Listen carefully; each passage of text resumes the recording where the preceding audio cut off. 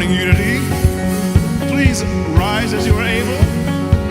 Join us in our opening praise songs.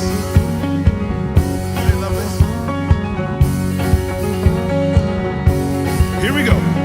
Joy unspeakable, faith unsinkable, love unstoppable, anything is possible. Joy unspeakable, faith unsinkable, love unstoppable, anything is possible. Joy unspeakable, faith unsinkable, love unstoppable, anything is possible. Joy unspeakable, faith unsinkable, love unstoppable, anything is possible. Just to know you and to make you know, we lift your name on high. Shine like the sun, make darkness run and hide. We know we were made for so much more than ordinary lives. It's time for us to more than just survive. We were made to thrive.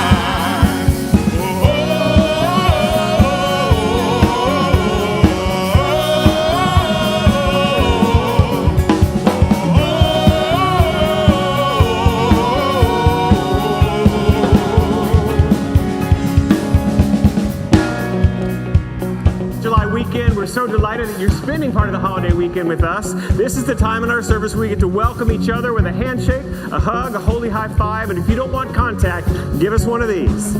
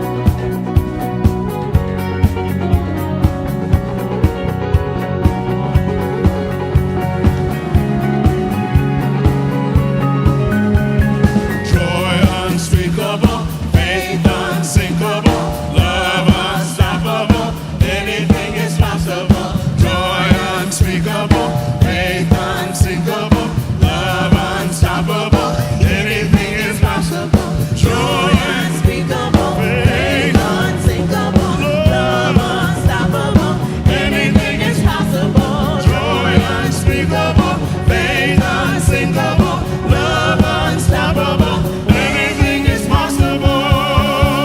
Just to know you and to make you know, we lift your name on high. Shine like the sun, make darkness run and hide.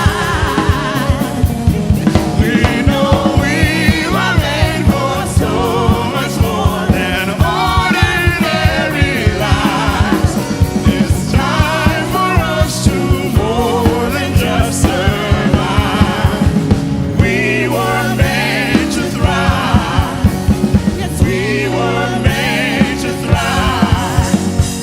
We were made to thrive. Amen. Amen. In honor of the Independence Day holiday, please join us in singing America the Beautiful.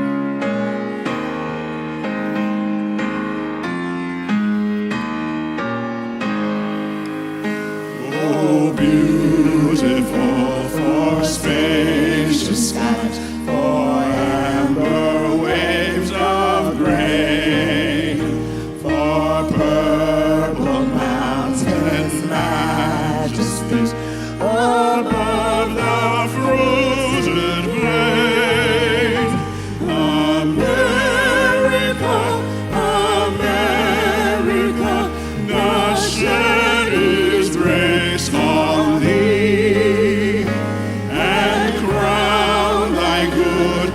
with brotherhood from sea to shining sea.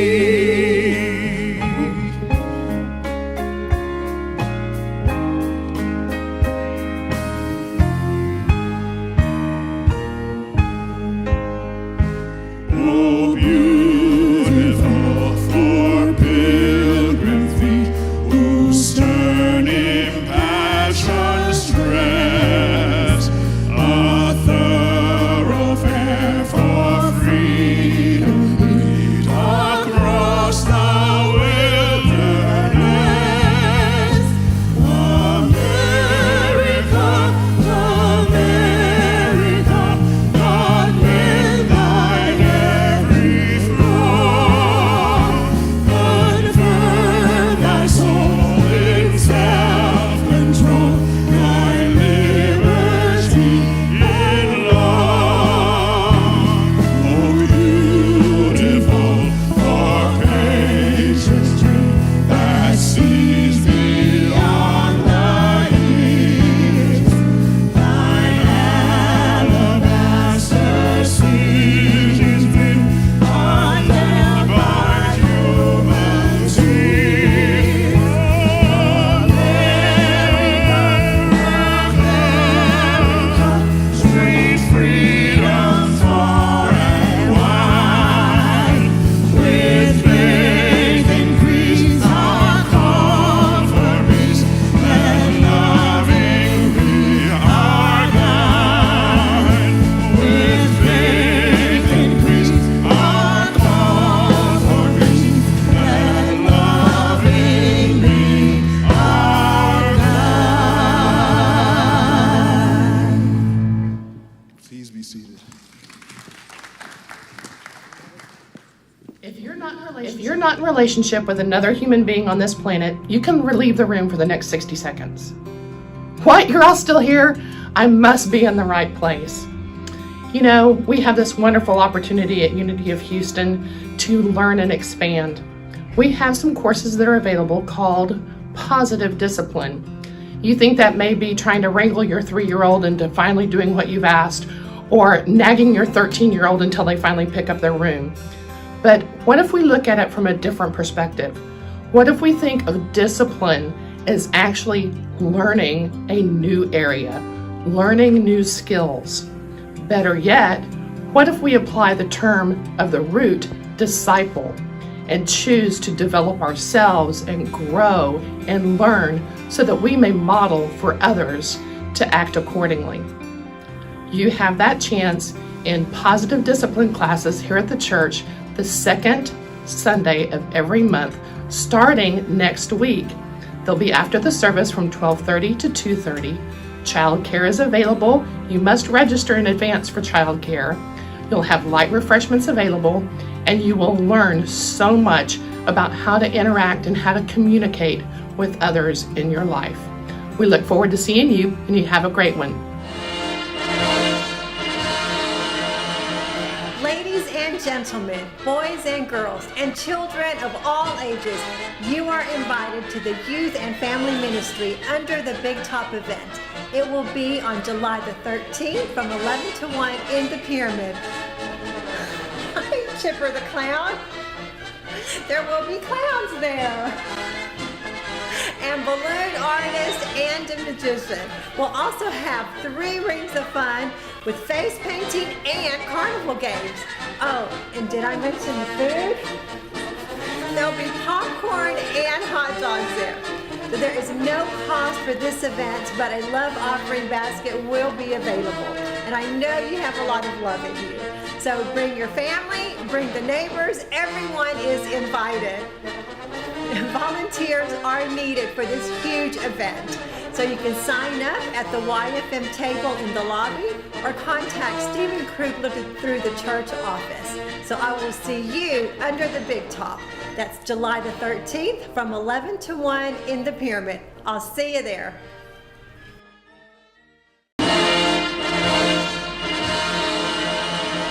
Ladies and gentlemen, boys and girls, and children of all ages. Good morning, Women of Unity. My name is Mary Fair, licensed Unity teacher and certified Kundalini yoga instructor. And I'm here today to invite you to an exploration of sound and silence with the Unity Women on July 13th. Have you ever wondered why sound healing feels so great? What is the power of certain types of sounds? And why are mantras used? And why is silence such an important part of our well-being and our spiritual practice?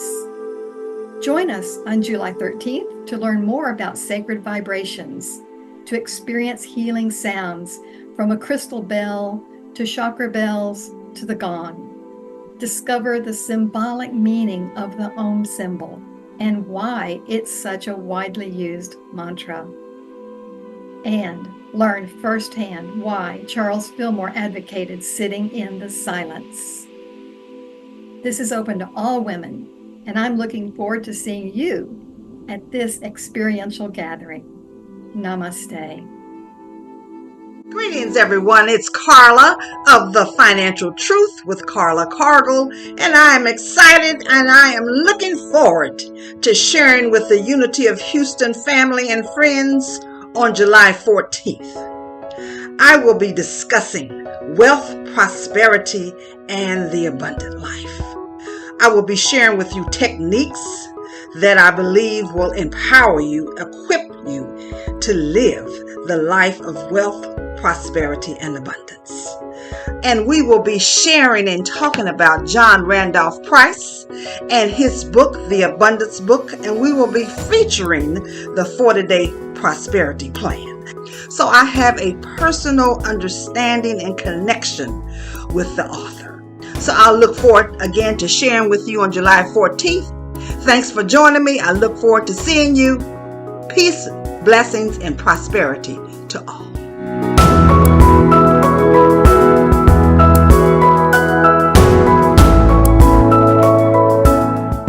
Greetings, everyone. It's Carla of The Financial Truth with Carla Cargill. And I know that the practice of meditation has been a part of the Unity path since the beginning of Unity. Our co-founders, Charles and Myrtle Fillmore, talked about meditation a lot, and they often referred to it as entering the silence. And Myrtle described the silence as a type of stillness, a place of retreat into which we may enter. And having entered, we may know the truth. So whatever your relationship is with meditation, whether you are a curious or frustrated beginner, been there, or an experienced meditator who's looking to refresh and re-energize your practice, or a person who just is way too busy to meditate, we'd have a treat for you no matter where you're at with that. On Saturday, July 20th, we are hosting a meditation day retreat. We're going to use the day to explore a wide variety of meditation practices to support you. We'll incorporate some movement and music along the way, and we're going to be doing it all on this beautiful, sacred Unity campus, exploring some spaces here that maybe you've never even been in. So I invite you to give yourself this gift of a day of deep rest, of renewal. Within your spiritual community, be uplifted, experience connection, and come home to the truth of who you are. So you can register on the Unity Houston website, unityhouston.org, on the helpful links section. See you soon.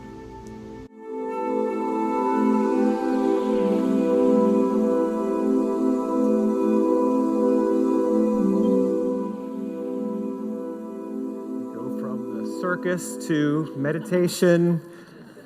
We have a lot going on here at Unity of Houston.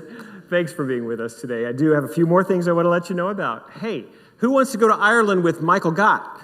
Come on! This afternoon at 3 o'clock, it's going to be on Zoom, so after you go have lunch, go home, you'll find it again on that helpful links section or our homepage. You'll see it right there. We're having a Zoom meeting today with Karen Fry, who is the owner of, Reverend Karen Fry, the owner of Spirit Tours. That's the person that we work with for all of our sacred travel. And next May, the trip itself is going to be May 15th next year. But if you're curious about it, it costs you nothing to get on Zoom for a little bit and ask questions and find out, and hopefully... I'll tell you this. I always wanted to go, and for my sabbatical 2 years ago, I spent 2 months there. and absolutely fell in love. I went back last year just to see if maybe that was just a fluke, but no, I still am in love with the place. It's a deeply spiritual and beautiful experience being in Ireland. So if it's calling to you, join me at 3 o'clock today on Zoom, and I'll tell you more about that. Back to school fair. We do this every summer where we buy uniforms for the kids at Pilgrim Academy. The population in that school is often very severely financially challenged, and this is something that we can do. We can give the gift of brand new, spanking new school uniforms for the kids over there, and we're doing it this year in a really easy way for you. All you have to do is flip out your credit card, write us a check, give us cash. For $30, it will buy, Stephanie on my right, 2 shirts and 1 pair of pants. So it's a wonderful way that you can help all of the kids in this wonderful school enter the new year with brand new uniforms. So that'll be in the lobby after the section today, after this, whatever we're doing today, this service. You can give us your donation, and that will help kids. And you can do multiple children. And then the last thing I want to tell you about is spirit groups. This is the way that you get to form community if you're new to Unity of Houston and you would like to be making some friends while you're exploring the spiritual depths of the topic. This month, we're starting today, we're doing a 4-week series on the power of now by Eckhart Tolle in the Sunday service, and the spirit groups will follow along, most of them. There are some others that are doing different things, and you'll see that if you go to sign up for a spirit group on the helpful links section. You can also find it under the connection and community page, but it's really easy to find. But for just a brief period out of your life, I believe that you can find your people here. It's a way to begin to build deeper relationships. They say that when people come to church, if they haven't made a friend within 3 months, they stop coming.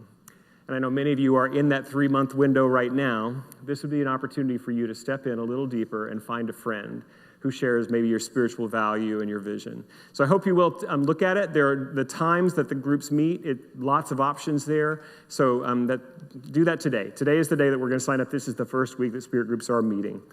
So I just want to say welcome to everyone. If this is your first Sunday with us, please go to the welcome table after the service today. We have a gift for you, and we'd love to know more about you.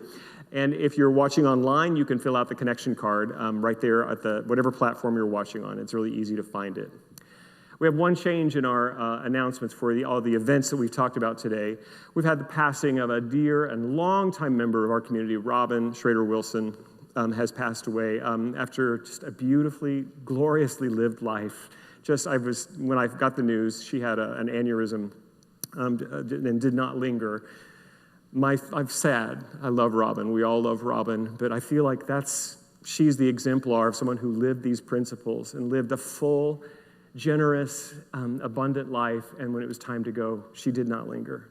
So 4 generations of her family have been a part of this community. Reverend Howard will lead the service this Saturday at 2:30, and I just see the family right over there. So just our hearts are with you. We love you, and will you gather to just honor this beautiful woman.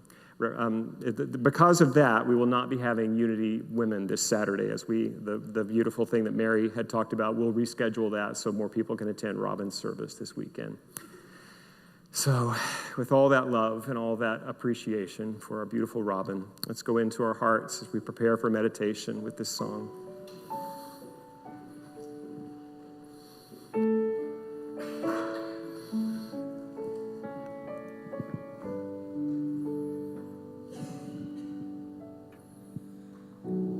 You call me out upon the waters, the great unknown, where feet may fail. And there I find you in the distance, in oceans deep. My faith will stand, and I will call upon your name and keep my eyes above the waves. When oceans rise, my soul will rest in your embrace, for I am yours and you are mine.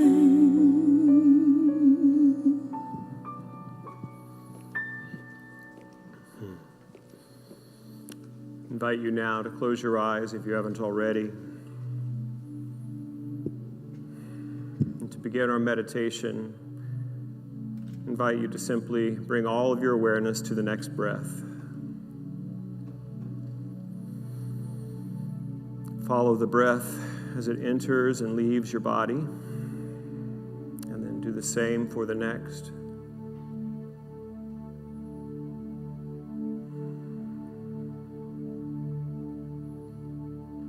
Breath meditation is one of the tools taught by many traditions as an entryway into the stillness.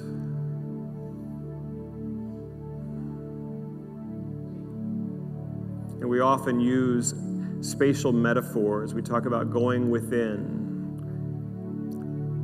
but it's not really in. What we're really talking about is coming into conscious contact with the spiritual reality that is everywhere present.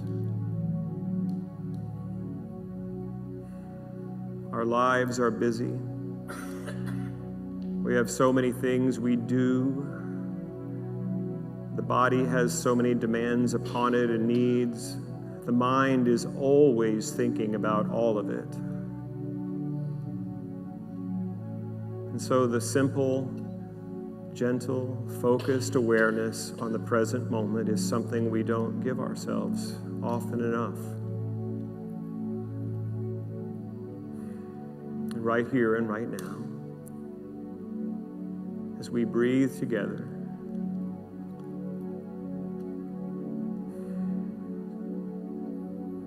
something in us shifts and deepens and widens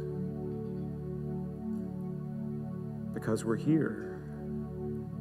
Our energy and our mind isn't scattered in 100 different places. We're just here now.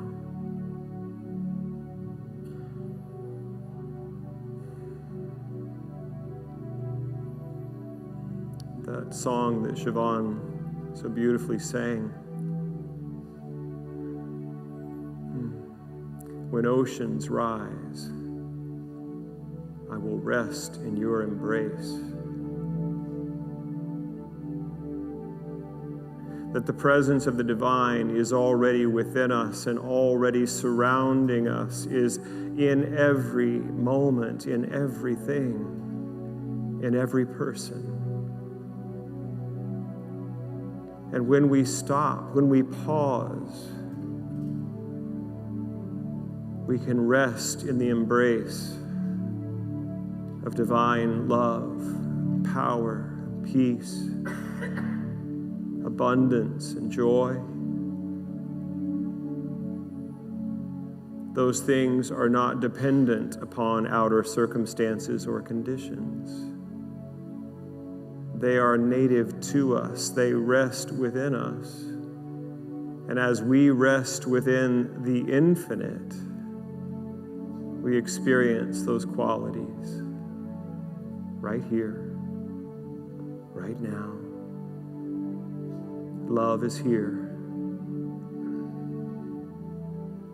right here and right now is peace, joy, wholeness.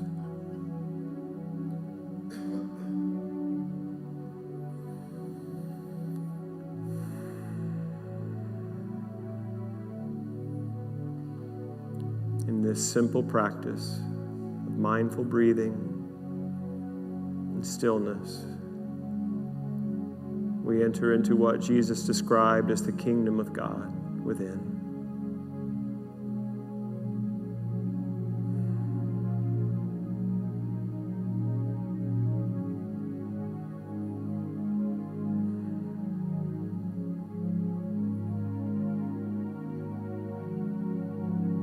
Letting go of attachment, letting go of fear, resentment, judgment.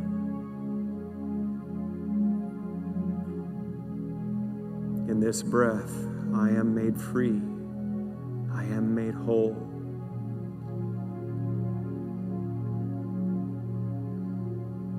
right here, right now. All that I need is given. So I open my receptivity to the gift, to the grace of God.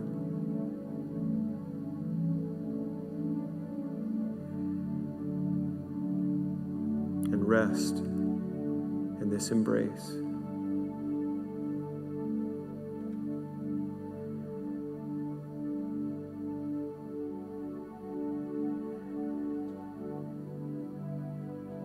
God is here, and all is well.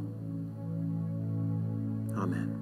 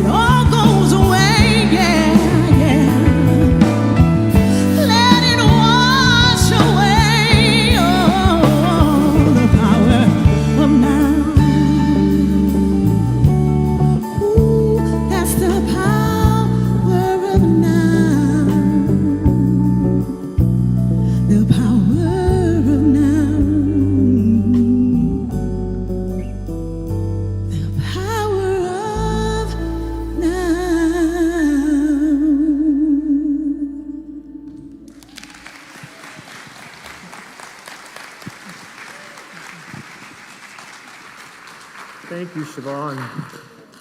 I had asked for that song. It was written by a dear friend of mine, Faith Rivera, who has sung here at Unity before. And Faith had an experience of the book, The Power of Now by Eckhart Tolle, that inspired that song. And what a beautiful way for us to begin this series. I was hearing those, I've heard those lyrics for a lot of years and loved the song, but be willing to let go of everything I need to control.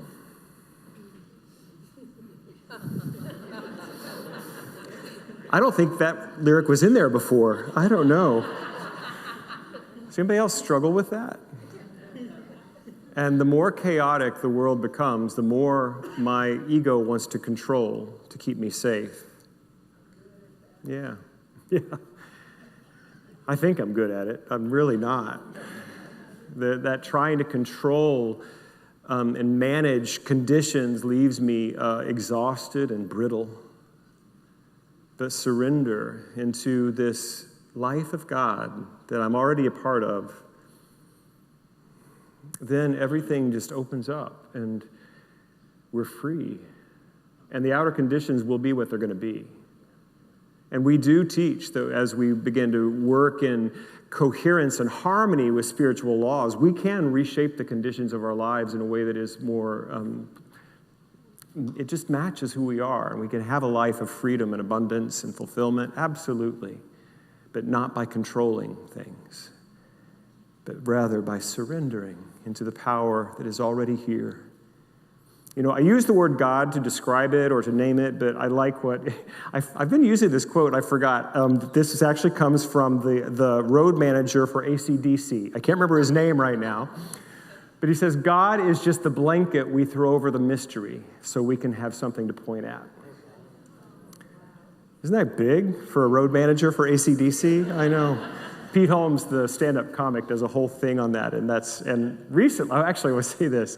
John Price is a local Jungian therapist and wonderful musician himself. He's going to be with me on our stage here in September, along with Ken Gale. We're going to do a panel about that, but John has a podcast where he had Pete Holmes, this famous stand-up comedian, and the road manager for AC/DC, and they talked about the origin of that quote. Anyway, I'm off topic. Let me come back to, let me see what my iPad says I ought to be talking about. We end our staff meetings on Tuesday with a joke, and Christina Connor, longtime member and staff member here at our community, she's taken that on as her responsibility to serve us, and this is what she came up with this week. She found it, it's Crystal Lowry is the one who said this. According to a new report, adverse side effects occurred in over 3,000 people who used Botox last year, none of whom seemed surprised. I love that. The Power of Now. Let's talk about it. This wonderful book. 27 years ago is when Eckhart Tolle released this book. And he starts off the book in the introduction. He talks about his own journey, that up until he was in his 30s, his life was miserable. He was filled with anxiety and depression.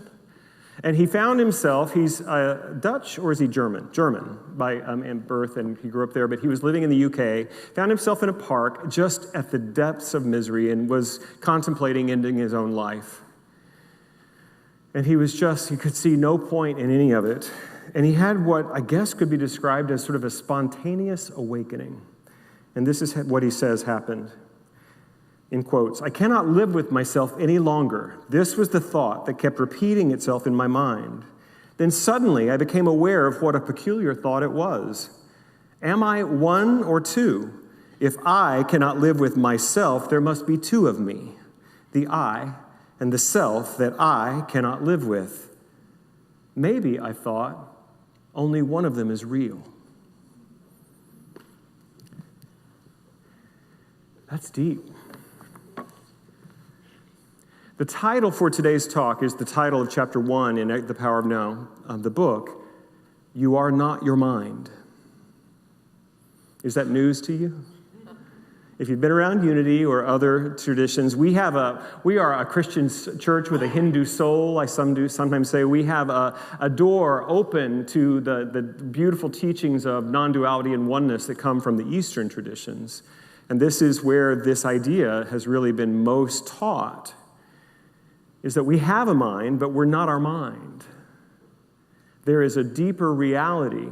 But the mind is so good at doing what it does that it tricks us into thinking that's what we are, that I am my thoughts. There's another wonderful teaching which we practice and have had for classes here on it for years, is A Course in Miracles. And in one of the exercises from the workbook there, it says, I do not perceive my own best interest. And the exercise is to do this. When you're going through something that's really got you bothered, really struggling with it, just get still and see how many desired outcomes just kind of bubble up. I was at the end of a relationship and I did that work, and I had about 6 or 7 things that I wanted to happen that were completely contradictory. I want to stay, I want to go, I want him to hurt, I want him to be well. I mean, it's like all of this stuff it's like when I just paid attention, my mind was offering me a lot of different desires. And then the point of that work is that I don't know. I don't perceive my own best interest. I don't even know what of this is real. And the truth is, none of that was me. That was my mind. It was trying to control, trying to grasp at something that would make the pain go away. And we often push our pain outwards like that. That shadow projection thing, boy, do we see that in our world today. The scapegoating. We think we can blame ourselves out of our problems. That's the mind. That's what the mind does. It will recognize the pain that it itself is in and will seek some way to push it outward or to make it stop. Where it led poor Eckhart Tolle to the point where he's like, I'm just going to kill myself. I can't think of any other way forward. And then in a moment of grace, a moment of awakening, say, wait a minute, who's talking here? How many of me are there?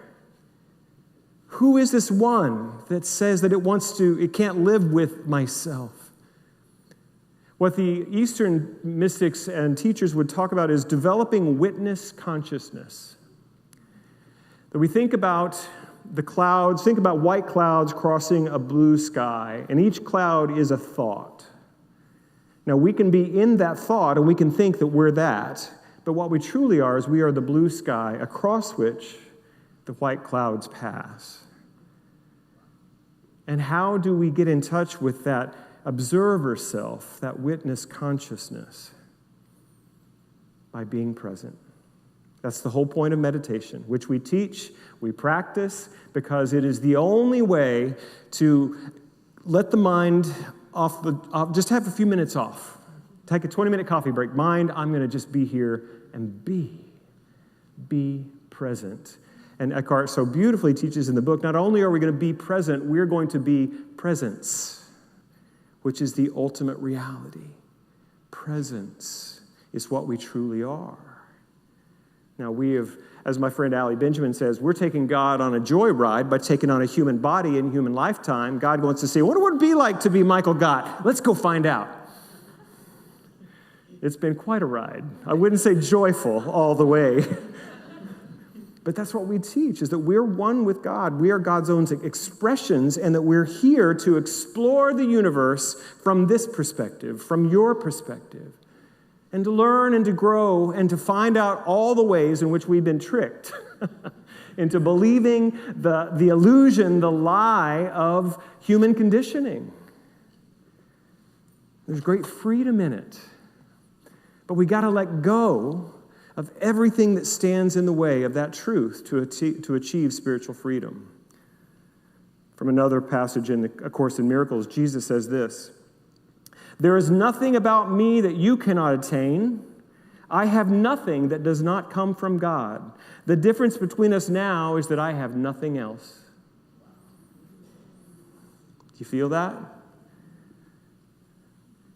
The difference between all of the masters and saints is that they've just let go of the things that stand between themselves and divinity, while we are holding on, while we're grasping and controlling. You know, Mystical Manipulation is a book I'm going to write. I just think that would be, if I can just manipulate conditions using spiritual principles, get people to do what I want them to do using spiritual practices, I think I've got a bestseller on my hands. What do you think? That ain't the way it works. There's no teaching that says we control our way to God. We control our way to freedom. But many of the teachings, almost all of the traditions teach us that when we surrender and let go into grace is when we find our way to freedom and fulfillment. You are not your mind. You are also not your emotions, which in Eckhart's teaching, there's different ways of holding it. Some people say that our emotional nature, our feeling state is part of our soul. But for this teaching this month, we're going to talk about it the way Eckhart does, and that our emotions are part of our mind. And he says they're sort of concentrated thought energy, where we get a thought, we got some energy around it, and not only do we not do we think that's what we are, but we are fully in it. Have you ever been taken over by your anger? Anybody? A few of you are still on the path. Not all of you are saints yet. Yeah.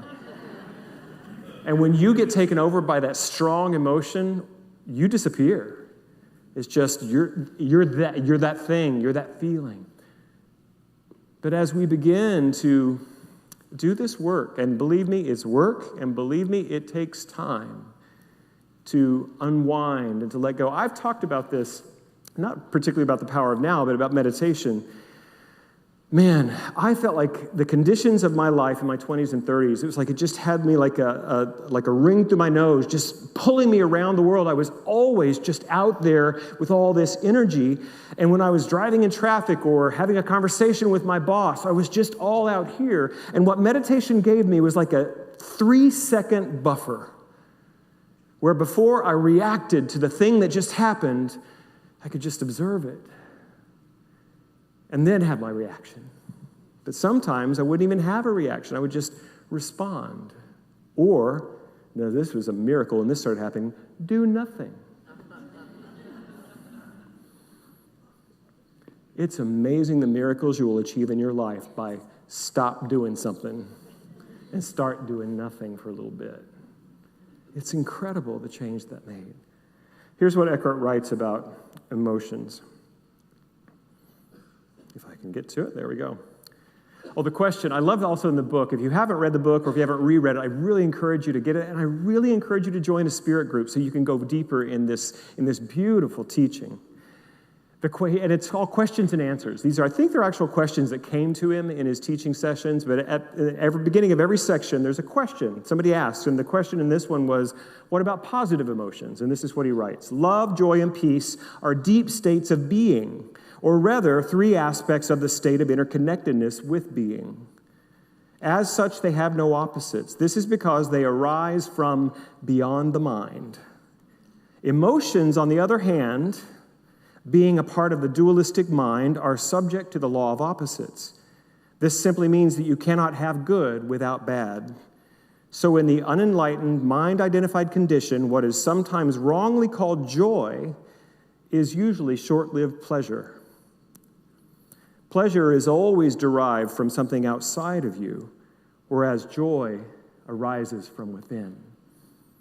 Isn't that beautiful? When we have what we would consider a difficult emotional experience, almost always it's because our mind has taken a hold of a thing that has happened, and we have a lot of feelings about it, a lot of judgment. It threatens us. It enrages us. Sometimes it can drive us to ecstasy for a minute. And believe me, we're not against pleasure. But we want it all to be a reflection of the deeper state of who we are. And so love and joy and peace are not things that are conditioned by reality. They're native states of who we are. And that is an important distinction. You are not your feelings either. But what do we do about fear? Has anybody noticed that the level of fear has increased in the world, at least, or is that my perception? It feels like there's a lot more, and people I think media companies are finding out that this sells a lot of advertising when they can just keep people in that fear and outrage cycle. It's not healthy for us. And yet, things happen in the world. We want to find out more information, so we tune in, and then they got us. Or is that just me? What I've learned about the political news cycle is if something big has happened, I need to find out information. I didn't watch the debate. I didn't. I knew that I didn't have the bandwidth for it. And several friends and some sitting in this room texted me Oh my God, oh my God. And I was like, I'm not going to deal with this now. I'll research in the morning, I'll find out, I'll read the analysis, I'll watch video, I'll do all that, and I'll see if there's something for me to do right now. And guess what there was for me to do about it? Nothing. And so I could have, after a 12-hour workday, after our board meeting, come home and got myself worked into a lather of fear and upset. But I didn't. Or anger, or righteous indignation, or whatever, all those things that the brain can do. I didn't want to do any of that. I do a Friday live stream on Facebook at 12:30, and so if you were on that on Friday, you're going to get a repeat here. There's one of my favorite Bible verses, comes from 2 Timothy 1:7. For God has not given unto us a spirit of fear, but of power and of love and of a sound mind. It's the same thing that Eckhart just wrote about in the chapter of the passage I just read. Power and love and sound mind, those are native states of our being, of our oneness with God. That's what we are. But sound mind, man, my mind makes a lot of sound. My mind is noisy. But another translation of sound mind in this passage in the Greek, the Koine Greek from the first century, is self-discipline. Self-discipline, self-control. We don't like that word control, but sometimes it's good to have that sense of sound mind, to be well, not to be chasing all the events that happen. And our fear drives us to do so many crazy things. 2 weeks ago, Howard was here, and my predecessor, Reverend Howard Caesar, and he shared that when he went to a dentist as a young man, and the doctor said, you need a root canal, and he had no idea what that meant, but it struck such fear in him. He's like, pull the tooth. And it was like, it ended up being a much, much worse condition. And he used that as a teaching for us to say that fear caused more pain. The fear just paralyzed him in that moment. And we've done that, our own version of that. When fear has gotten a hold of us, that we just lose our mind and we follow the mind. We lose the sound mind of connection with God. Let the mind of Christ that was in Christ Jesus be also in you, as it's written in the Bible. We lose the Christ mind and we go to the crazy monkey mind, the noisy mind. That's what fear does for us. I came across this week. I talked about St. Google as being one of the great resources for my work here on Sunday morning, giving you sermons. I also have now fallen in love with St. YouTube. And it's but here's why. I read a lot of books. I always have 6 or 7 spiritual books that I do as part of my morning practice. But I love to watch the authors. I like to watch them talk. I like to hear their cadence. I like to get a sense of and then I can hear that voice when I'm reading their words. And I don't even remember I do remember. It was about one of my favorite authors. It was the biographer of Henry Nouwen was giving a talk. And at the beginning of his message, he read this beautiful prayer from a Christian mystic, St. Teresa of Avila. So I just right now invite you just to let this take you over for a moment. Let nothing disturb you. Let nothing frighten you. All things are passing away. God never changes. Patience obtains all things. Whoever has God lacks nothing. God alone suffices. I'm going to read it again.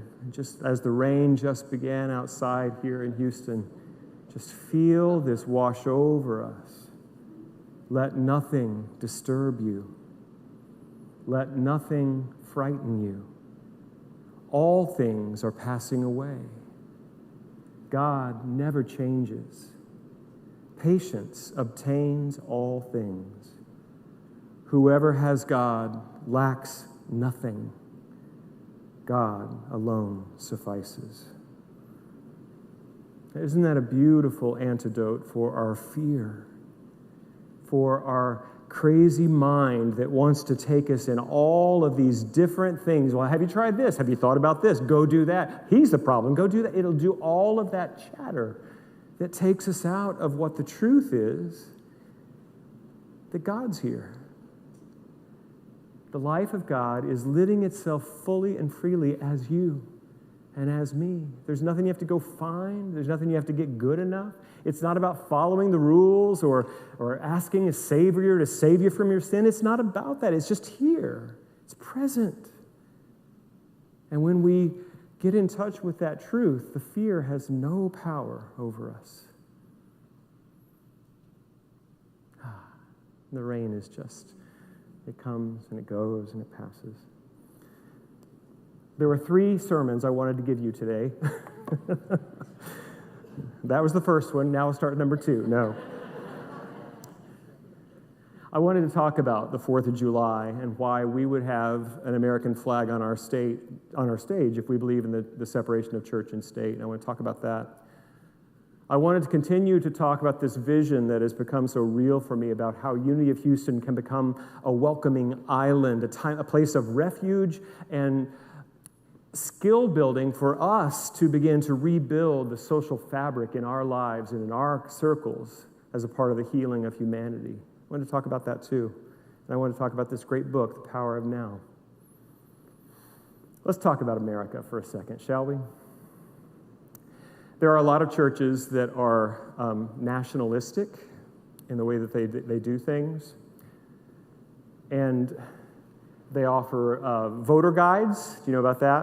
Where there's like, these are the people you vote for so that you're in line with our spiritual community and our teachings.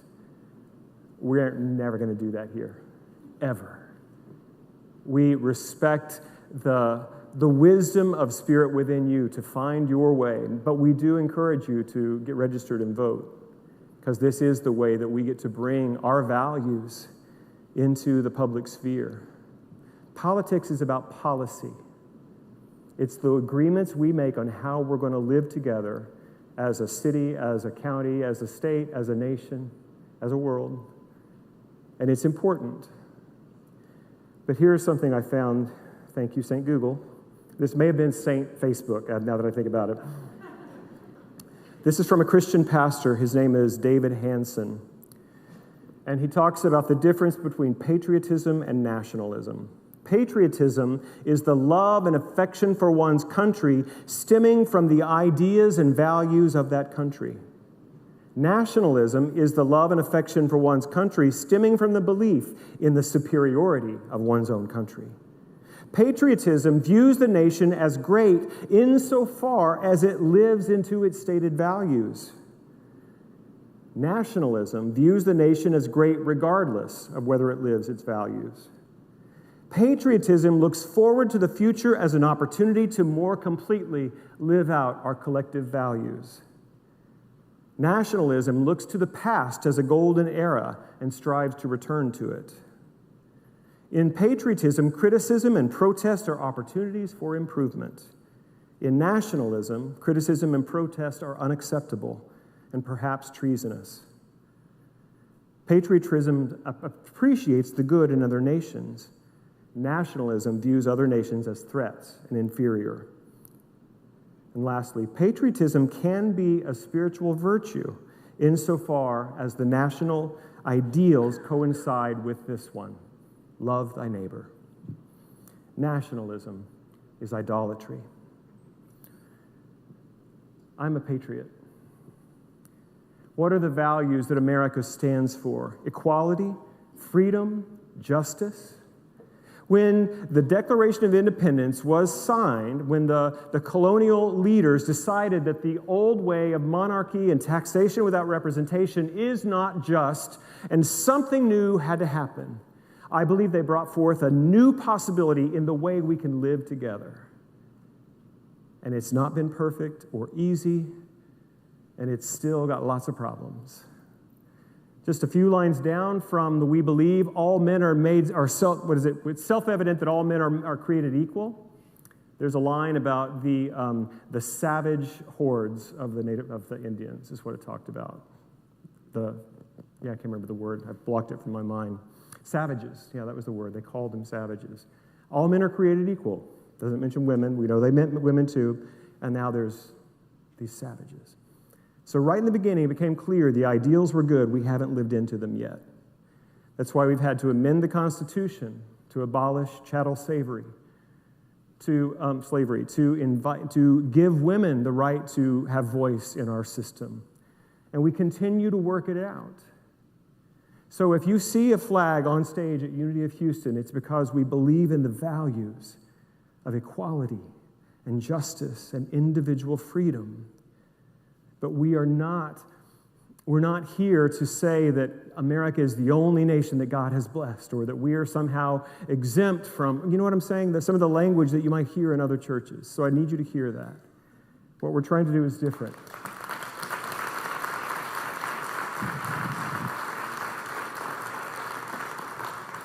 I love what the pastor said, that all nations are great if their values align with love thy neighbor.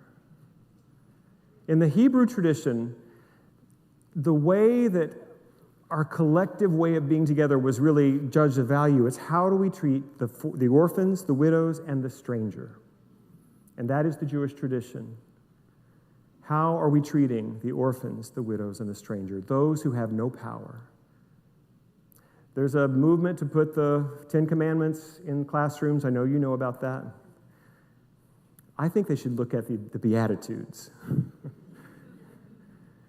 If you really want to be Christian, because the 10 Commandments we borrowed from Judaism, right? The law. But go look at the Beatitudes.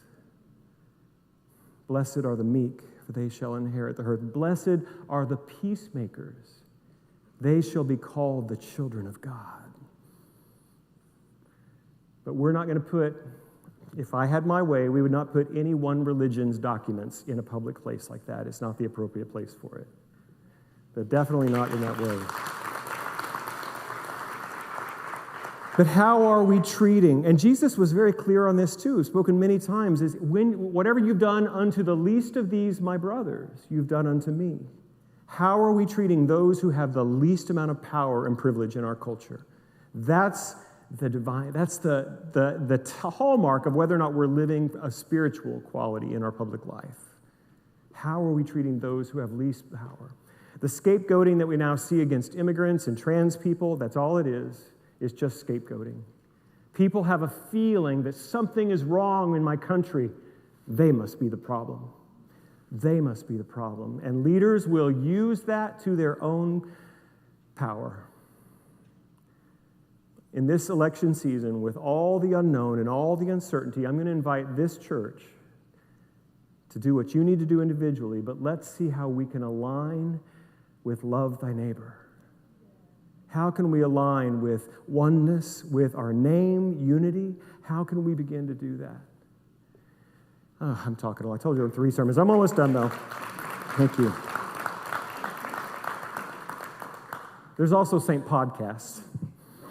And I get a lot of spiritual wisdom there, too. Krista Tippett has a wonderful podcast. She's also on NPR called On Being. And she had an interview a few weeks ago with I'm going to get his name right. Luis Alberto Urrea.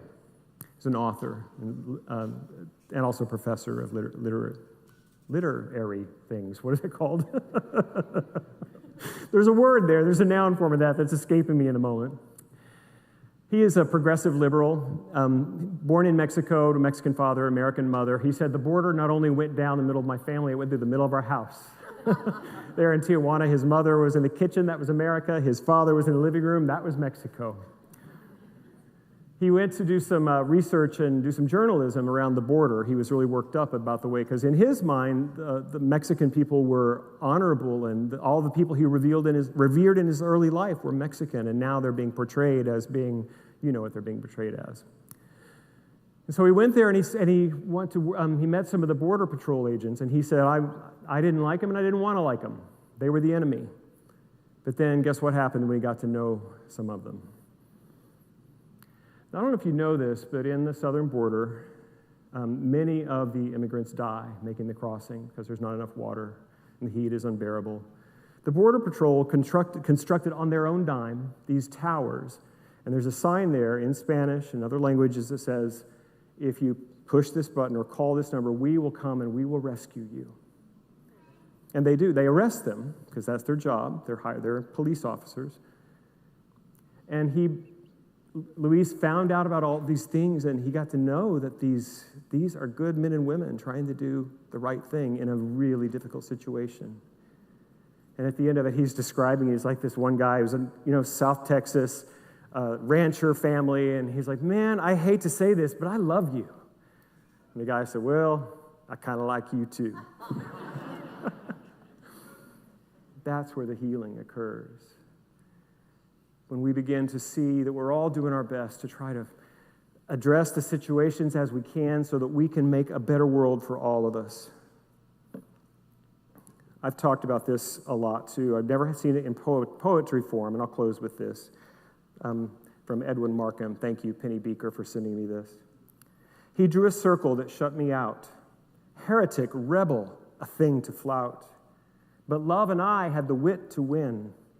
We drew a circle that took him in. Pray with me now. In this moment, we enter into that circle of God, that circle of love, that circle of all that is. Everything belongs, as Richard Rohr says. All of it is contained within the life of God, and we exclude no one. We recognize that beneath all conditions, there is this energy for life and becoming that is everywhere present. That those innate qualities of spirit, of peace, power, wholeness, joy, abundance, and freedom are rising up around us and within us, awaiting our recognition. And to recognize the good of God that is here, we must release our wrong-mindedness. We must release our false beliefs, our false narratives about who are good and who are bad. We must come back to the truth that God is in all people. God is in us. And we seek to live from that place of love and connection and remembrance. And so I trust as this nation, in its 249th year, we are beginning, we'll begin to live into the values of equality and justice and freedom for all in new ways. And whatever is mine to do or to not do, I trust that the Holy Spirit will guide and correct me. We are here to be the love of God in human form. And in this moment, we say yes. We are available. Move through us. Love through us now, God. And so it is. Amen. Something really amazing is happening here. Thank you. Thank you. If no one has told you today that they love you, I love you. Thank you.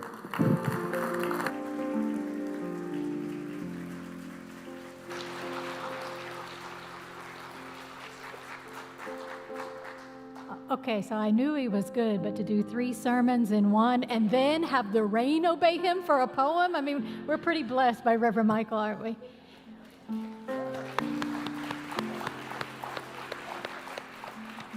And let's give him some credit, but it's all of the things here at Unity of Houston. Every time I attend a service or a class or a sound healing or a spirit group, I walk away with a tool, with a practice that helps me better be with myself in a compassionate way and helps me to be with that idea of loving that neighbor, expanding what that looks like. And we get to do it together in spiritual community. So we are so grateful for all the ways that you all contribute to this community and have been. Some of you for years, some of you for days. We love you all. And so we have many ways for you to contribute your financial gifts, and we're grateful for each one of those. And I invite you to go ahead and say the offering blessing with me now. Divine love, through me, blesses and multiplies all the good I am and have, all the good I give and receive. And so it is.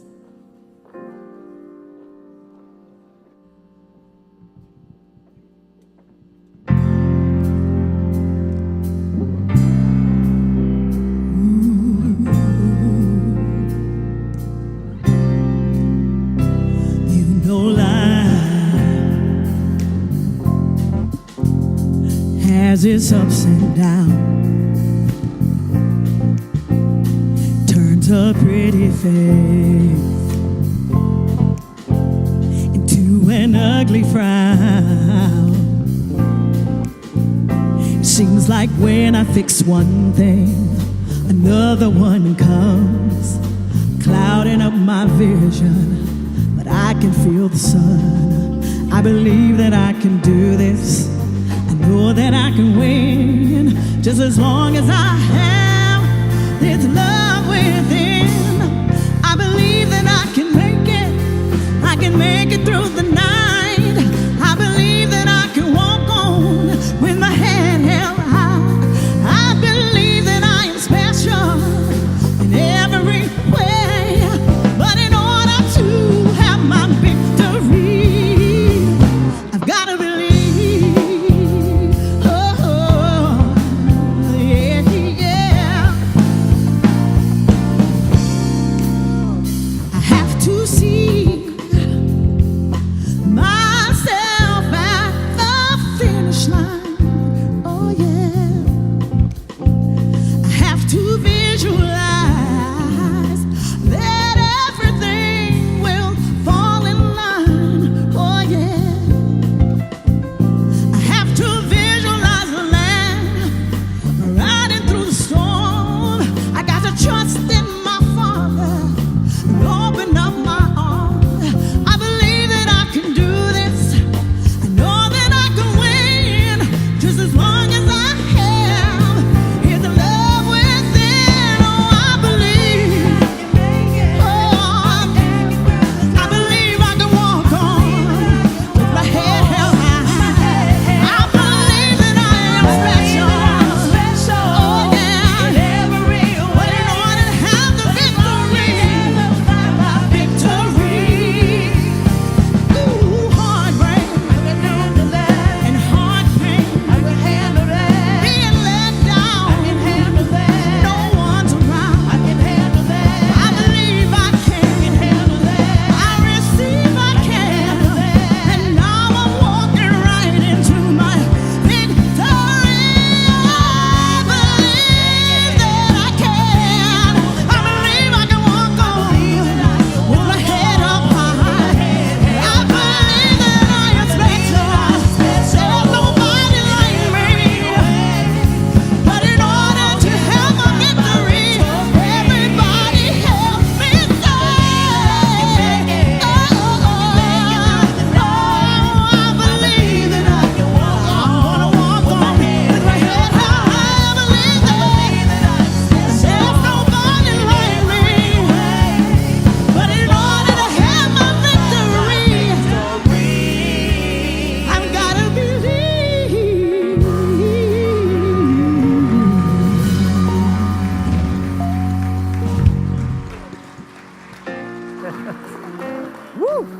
Woohoo! I know I gotta believe after that, honey.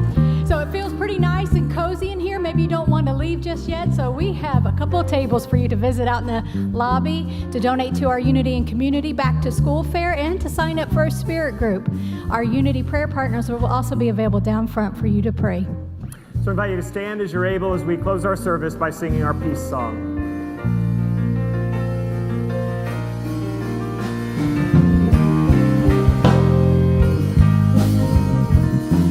Let there be peace on earth, and let it begin with me.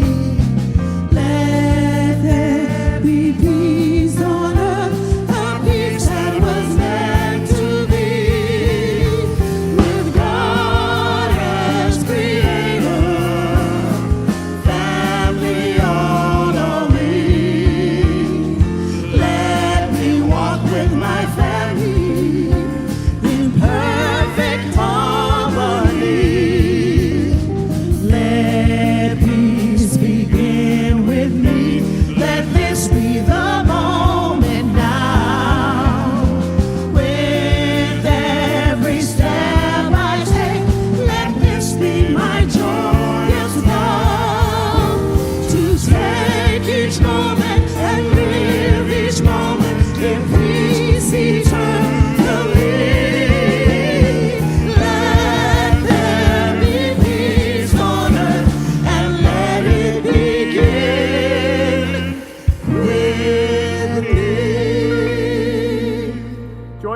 there for protection. The light of God surrounds us. The love of God enfolds us. The power of God protects us. The presence of God watches over us. Wherever we are, God is. And today we declare God is good.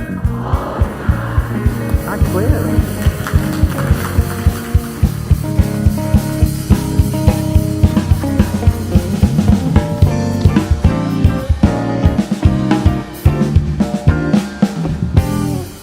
It's a beautiful day.